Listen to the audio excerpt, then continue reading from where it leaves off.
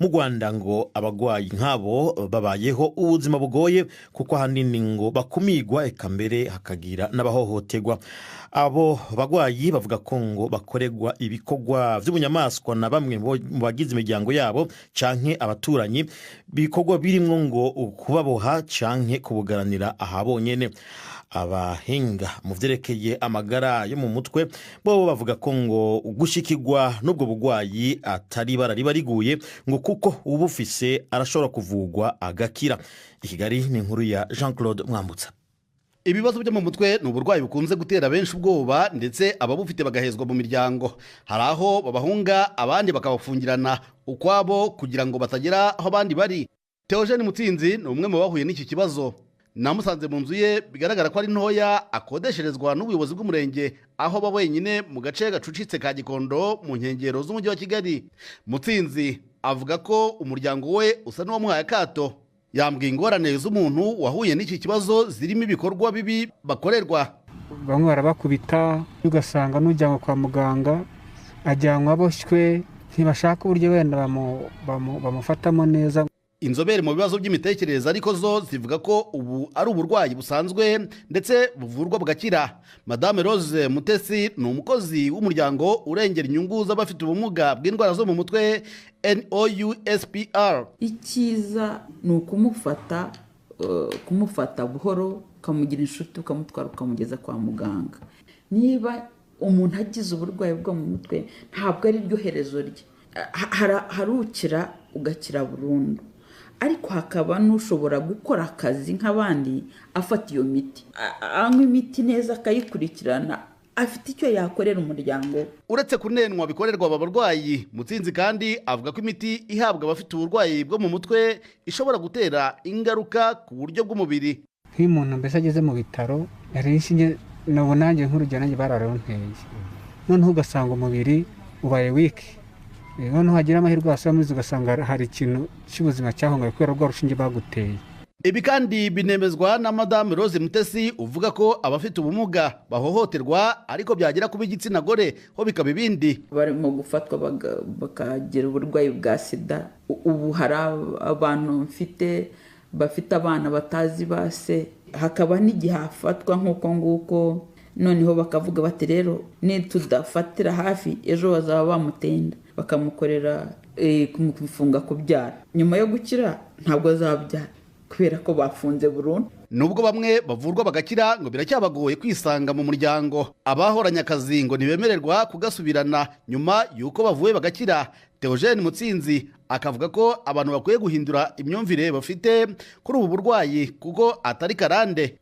Nk'ubu ngubu mbasha gufata ibisabo nkasoma, abana bagenzi banjye twiganye yaba mu secondary cyangwa ku universities, aho byo ntibuka nkabiyambaza bakansobanurira. N'ubu ngubu niyo ngize amahirwe y'abana ndetse nkaba mbasha gukora examen nk'abandi. Ikibazo nyine ni ukutinjira mu kazi, ariko examen ndabikora kabisa, keretse wenda nk'iyo ntabonye wenda nk'amafaranga nsubire kwa muganga kuko mfata imiti buri kwezi. Niyo mpamvu rero mba nifuza ngo ngize nk'akazi nkakabona nanjye ubwanjye nirwanira, nkwe ya miti ku gihe, kandi ikindi gikurikiyeho nanjye ubwanjye mbasha no kwiyubaha. Kugeza ubu nta mibare nyayo y'abantu bafite ubu burwayi yari yashyirwa ahagaragara. Umuryango ushinzwe kubarengera uvuga ko iki aricyo ugiye kwihutira gukora, cyakora ukemeza ko abo ufite mu nyandiko zawo bagera ku 1,500. Leta y'u Rwanda nayo yemera ko iki ari ikibazo gikomeye kandi ko gikwiye kubonerwa umuti ku buryo burambye. Minisiteri y'Uburezi n'iy'Ubuzima zivuga ko zimaze gutangiza gahunda yo guhugura abantu bashinzwe ubuzima bwo mu mutwe mu bigo by'amashuri. Minisitiri w'Uburezi Valentine Uwamariya avuga ko ibi bizatuma abana bagize ikibazo bitabwaho badahutajwe. Basanga abana bishoye mu biyobyabwenge cyangwa ugasanga baraturuka mu miryango ifite ibibazo ku buryo bishobora kugira impact ku myigire yabo. Hazabaho igikorwa cyo gutangiza amahugurwa dufatanije na Minisiteri y'Ubuzima mu guhugura abantu bareberera abana ku mashuri mu bijyanye n'ibibazo byo mu mutwe cyangwa se bijyanye n'ihungabana cyangwa ibibazo bitandukanye, kuko twaje gusanga aho ngaho harimo icyuho. usanga babandi bari kumwe niba ari animateur cyangwa animatrice bihutira guhana kurusha kubanza kureba ikibazo umwana yagize. Bivuze ko bigomba gushyirwamo imbaraga ndetse kuri buri shuri hakaba hari umuntu wabihuguriwe ku buryo ashobora gufasha abo bana. Abashinzwe ubuzima mu Rwanda bavuga ko uburwayi bwo mu mutwe bwiyongereye cyane nyuma y'umwaka w'1994 kubera ingaruka za jenoside. Hari kandi n'ikoreshwa ry'ibiyobyabwenge mu rubyiruko naryo ryatumye abenshi bahura n'ibibazo byo mu mutwe. Jean Claude Mwambutsa, BBC Gahuza Miryango, i Kigali. Iyo nkuru ya Jean Claude icikanye ku isaha imwe buri minota 15 Kigali mu Rwanda n'Ubujumbura mu Burundi. Mwananya kutwumva ni BBC Gahuza Miryango, munadukurikirana ku rubuga rwacu internet ni bbcgahuza.com, cyo kimwe n'abadukurikira kuri Facebook. Abari mu bumanuko bwa Uganda munatwumva kuri Radio Kisoro FM.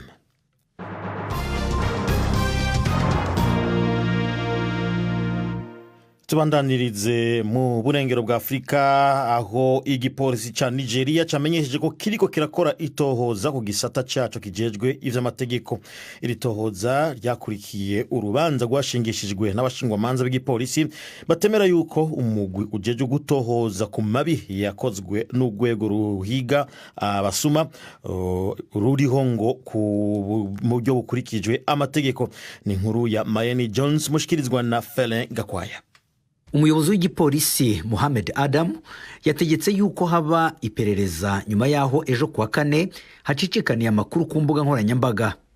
Mu itangazo ryashyizwe ahagaragara n'umuvugizi w'igipolisi avuga yuko bwana Adamu yamaganye icyo gikorwa, avuga yuko yiyemeje gushyiraho amatsinda y'abashinzwe ubutabera hamwe n'amahinduka mu gipolisi.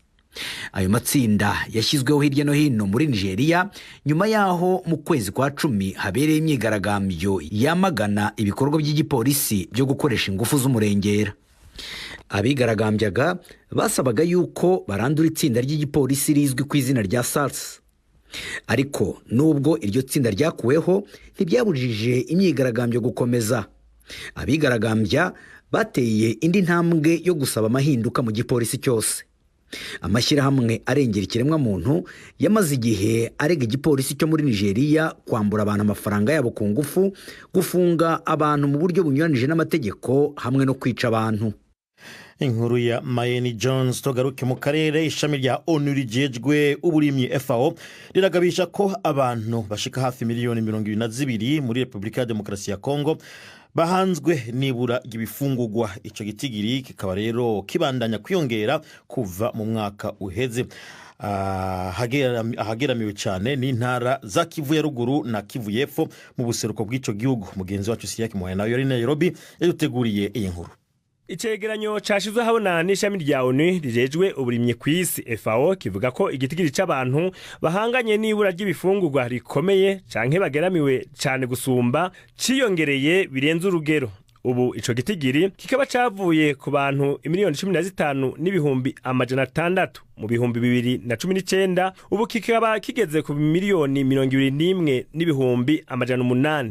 Iryo shirahamwe rivuga ko intambara hamwe n'ikiza coronavirus byagize ingaruka ku biciro by'ibifungurwa hamwe no ku bundi buryo bwo kubaho, bica bituma ibintu biba bibi gusumba. Ico cegeranyo kivuga ko ivyo byatumye hakenerwa imfashanyo nyinshi. Ico gihugu ca Republika ya Demokarasi ya Kongo kikaba ico ca mbere gifise ikibazo c'ibifungurwa kw'isi. Mu bindi byatumye ico kibazo c'ibifungurwa ciyongera, FAO idomo rutoke kwigabanuka ry'ubutunzi rifitanye isano n'itajya agaciro k'ifaranga rya Kongo, igabanuka ry'umwimbu w'amahera igihugu cinjiza buri mwaka hamwe n'ibiza nk'umwuzure. Benshi mu bantu bagizwe ko ingaruka n'ico kibazo bari mu ntara za Kivu ya ruguru n'iyepfo, Ituri hamwe na Kasai yo hagati, nk'uko ico cegeranyo ca FAO kibandanya kibivuga. Iryo shirahamwe rivuga ko ibintu bigoye cyane by'umwihariko kubahungiye hagati mu gihugu hamwe no kubasubijwe mu zabo, kenshi basubira iyo baje bava bagasanga ata kintu na kimwe gihari co bafasha gusubira mu buzima bwa misi yose. FAO iragabisha ko kubera ico kigoyi wohirahira gatera ingorane zotuma imfashanyo zidashikira abo zigenewe, azobatumye abantu bamererwa nabi gusumba. Hanyuma twigoro natwo two gutorera inyishu ico kibazo tuburizwemo. Arakoze Sirayake Muhawe nayo reka ubunaho tumwanya Jean Claude Mwambutsa mu kiganiro cy'inkino. Mwiriwe neza nshuti za BBC mudukurikiye, ikaze muri aya makuru yacu y'imikino. Duhereye mu Rwanda mu mupira w'amaguru. Kuri wa gatanu nibwo shampiyona y'igihugu yongeye gutangira. Ikipe ya Rayon Sport yabaye ya kabiri umwaka ushize, ikaba yatangiye urugamba rwo gushaka igikombe ihura na Rutsiro yakinaga umukino wayo wa mbere mu cyiciro cya mbere, dore ko umwaka ushize yari mu cyiciro cya kabiri. Umukino warangiye ikipe ya Rutsiro itunguye Rayon Sport banganya igitego 1-1. Mu mupira w'amaguru kandi ikipe ya PRFC yo ntizakina umukino wa mbere wagomba kuyihuza na Musanze, kuko ubiri mu gihugu cya Kenya aho igiye gukina umukino wo kwishyura na Gor Mahia mu gikombe cya Afurika cyatwaye ibikombe bya shampiyona. PRFC igiye ifite impamba y'ibitego 2-1 yatsindiye Kigali. Umukino wa AS Kigali na Police nawe ntugomba kuba, kuko AS Kigali izaba ikina umukino wo kwishyura w'igikombe cya CAF uzayihuza ku munsi w'ejo na Orapa United yo muri Botswana. Ku mukino ubanza wabereye muri Botswana, Orapa yari yatsinze ibitego 2-1. Dukomereje mu mupira w'amaguru ariko noneho tufatiye mu Bufaransa, Patrick Vieira ntakiri umutoza wa Nice kuko yamaze kwirukanwa nyuma y'imikino 5 yarishize atsindwa. Vieira yaramaze imyaka 2 n'igice atoza Nice, aho yashoboye kurangiza umwaka wa mbere ku mwanya wa 7, naho umwaka ushize akaba yarawurangije ku mwanya wa 5. Umukino wa nyuma wa Vieira nuwo yatsinzwemo na Bayern Leverkusen ibitego 3-2 mu gikombe cya Europa, ukaba wari wabanjirijwe n'induru nyinshi z'abafana basabaga ko uyu mutoza yirukanwa. Patrick Vieira wamenyekanye cyane mu ikipe ya Arsenal nk'umukinnyi yatangiye akazi k'ubutoza muri Leta Zunze Ubumwe za Amerika mu ikipe ya New York City, nayo yamazemo imyaka 2. Aha mu Bufaransa kandi rutahizamu Neymar wa Paris Saint-Germain aravuga ko yifuza gukinana na Lionel Messi umwaka utaha. Ibi kandi arabivuga mu gihe byavuzwe ko yavuye muri Barcelone kugira ngo adakomeza gukingirizwa na Messi watumaga atabasha kwigaragaza nk'umukinnyi w'igihangange. Ntibirasobanuka neza niba yifuza kumusanga muri Barcelone cyangwa se niba asaba ikipe ya Paris Saint-Germain kumusinyisha. Gusa ikizwi cyo nuko Messi we akomeje kugaragaza ko atifuza kuguma muri Barcelone, yashatse kuvamo mu ntangiriro z'uyu mwaka w'imikino ariko bikarangira abangamiwe n'ubuyobozi bw'ikipe ye. Hagati aho ikipe ya Real Madrid nayo ngo yaba yifuza Kylian Mbappe wa Paris Saint-Germain, gusa umutoza Zinedine Zidane umushaka cyane nawe akaba atorohewe, ndetse hari abatangiye kuvuga ko ashobora gusezererwa atarangije n'uyu mwaka w'imikino. Turabashimye nshuti mwari kumwe natwe, amakuru yacu natuyasoreje mu gisho ryiza. General Jean Claude Mwambutsa. Reka naho tujye mu kiganiro baza muganga, aho Yvette aganira na muganga ku vyerekeye ububabare bw'igice cy'umugongo cyo hepfo.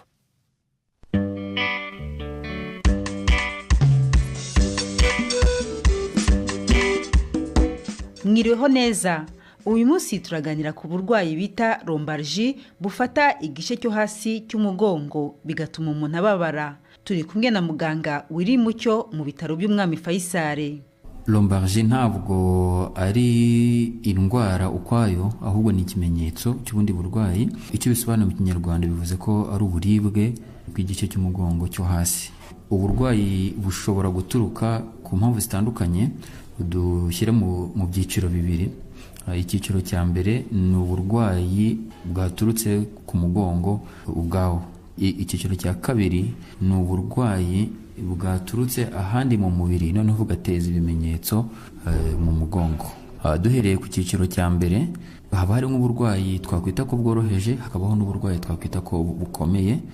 Duhereye ku bworoheje nabwo bukunze kuboneka cyane, ni igihe imisikule z'umugongo ziba ku ruhande rw'uruti rw'umugongo n'inyuma y'uruti rw'umugongo arizo zituma uruti rw'umugongo rugororoka rukanakomera, cyangwa no kugira ngo umuntu ashobore kurunyeganyeza. Iyo izo misikule zireze cyane byatewe n'ukuntu umuntu aba yicaye, position aba arimo umwanya muremure, cyangwa abantu bakora akazi k'ingufu bisaba kwikorera ibintu biremereye, no kuvuga ngo ibintu byose bituma uruti rw'umugongo rukoreshwa mu buryo butari bwo. None gatuma ni inyama, ni muscle z'umugongo, iyo zibaye tandiye usanga umuntu afite uburibwe bw'umugongo buhoraho. ubundi burwayi bukunze kugaragara ni uburwayi bw'izo twita disike. Uruti rw'umugongo rugizwe n'ibice bibiri, hari utugufwa twinshi tugize uruti rw'umugongo, hagati y'akagufwa n'akandi haba harimo disike. Iyo disike niyo ituma amagufwa adakocorana. Iyo umuntu akuze cyangwa ashaje, uko asaza niko izo disike nazo zisaza, zikagenda zangirika buhoro buhoro. Ikindi kintu gituma zisaza vuba ni ibiro byinshi, kuko izo ku gice cy'umugongo cyo hasi nizo ziterura ibiro byinshi mu mubiri. Icyo gihe rero iyo umuntu afite ibiro byinshi birenze ibyo agomba kugira, icyo gihe disike zisaza vuba. Iyo zishaje rero usanga amagufwa, uwo mwanya hagati y'amagufwa uragabanuka. Iyo mwanya ugabanutse rero niyo umuntu atangira kugira n'uburibwe bw'iyo myakura. Ubwo nibwo burwayi bukunze kugaragara cyane muri cya cyiciro cya mbere cy'uburwayi buturuka ku gice cy'umugongo ubwacyo. Ubundi bukunze kugaragara muri icyo cyiciro cya mbere ni igihe umuntu arwara nk'uburwayi bwa rubagimpande bufata ingingo zo mu mugongo.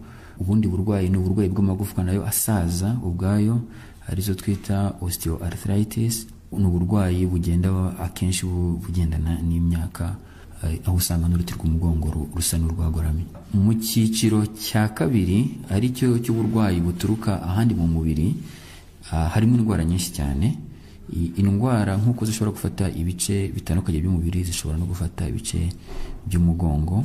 Harimo nk'indwara z'igituntu, nubwo hari uburwayi bwo mu bwoko bwa kanseri zishobora gufata guhera mu rugingo rumwe rwo mu mubiri, noneho zikagaba icyo twakwita amashami cyangwa metastase mu ruti rw'umugongo.